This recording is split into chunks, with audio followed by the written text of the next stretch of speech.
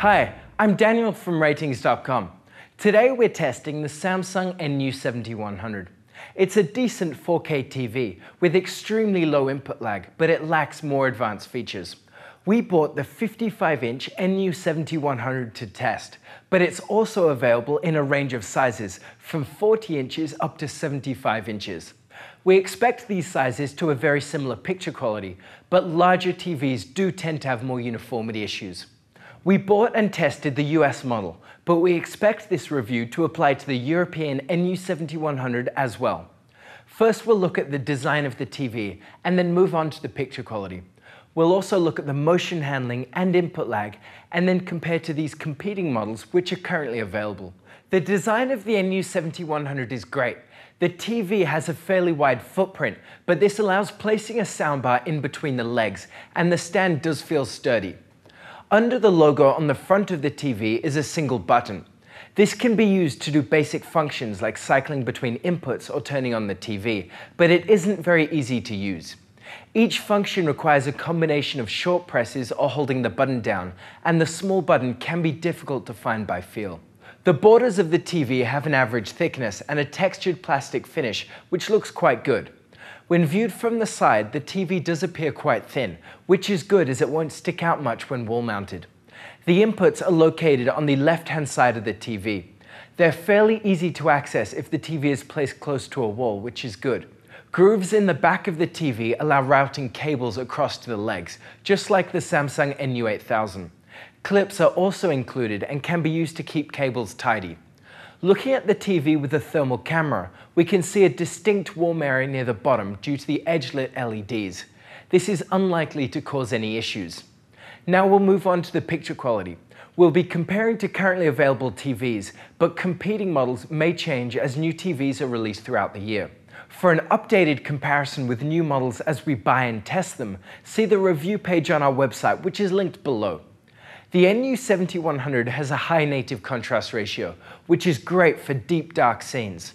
This is in the same ballpark as other VA TVs like the NU8000 and the TCL 6 series, and is much better than IPS panels with poor blacks like the LG UK6300. Unfortunately, the NU7100 lacks a local dimming feature, which otherwise helps to further improve the dark scene performance.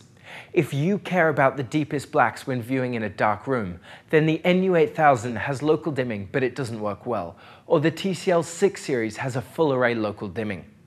The NU7100 has a poor viewing angle, so colors lose accuracy and the image looks washed out when viewed from the side. For those who watch at an angle and want a more accurate image, a TV with an IPS panel like the UK6300 is a better choice. The Samsung NU7100 has a semi-gloss finish, which diffuses direct reflections across the screen and is fine for most rooms, but in a bright room, reflections will be distracting. Unfortunately, better reflection performance is reserved for more expensive TVs like the Sony X850F. The NU7100 only has a mediocre SDR peak brightness. At about 300 nits, it is fine for most rooms, but can't get bright enough to overcome glare. It is a bit brighter than the LG UK6300, but not as bright as the higher-end Samsung NU8000 or the TCL 6 series. The HDR brightness is also in the same ballpark and isn't enough to make HDR highlights stand out. Looking at a distribution of all the TVs we've tested on our HDR real scene test pattern, we can see that this is worse than most other TVs we've tested. The grey uniformity is good, and very little dirty screen effect can be seen, which is good for watching sports or playing video games with large uniform colours. This isn't quite as good as the higher-end NU8000, but is better than the TCL 6 series. The NU7100 lacks a wide colour gamut. This is fine for watching SDR content, but HDR highlights in HDR content won't appear as vivid as the director intended.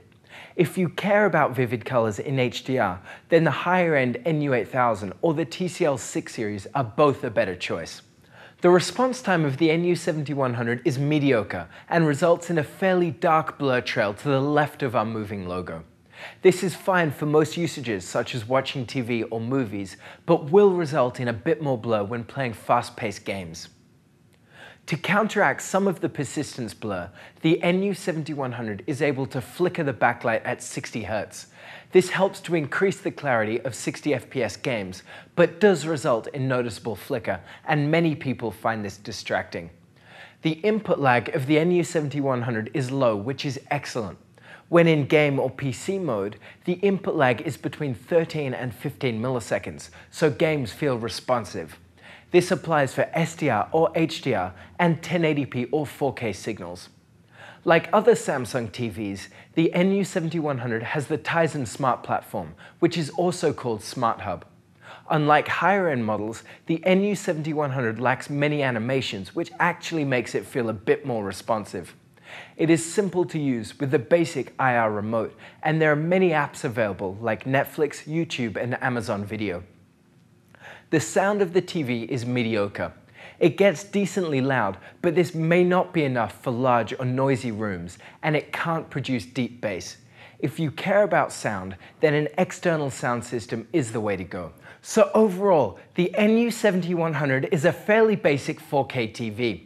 It has low input lag, which is great for gaming, but otherwise the performance is mediocre. The Samsung NU8000 is the next level up in the lineup. It's a better TV, especially for HDR and for gaming.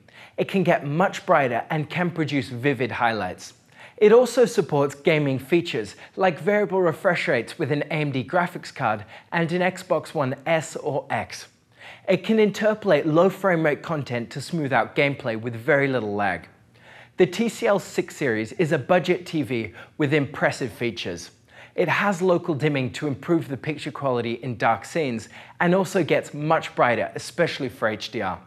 We have received many reports of significant uniformity issues though, so you may have to exchange the TV if you get unlucky with the panel. If you don't mind this risk, then the TCL is a better option.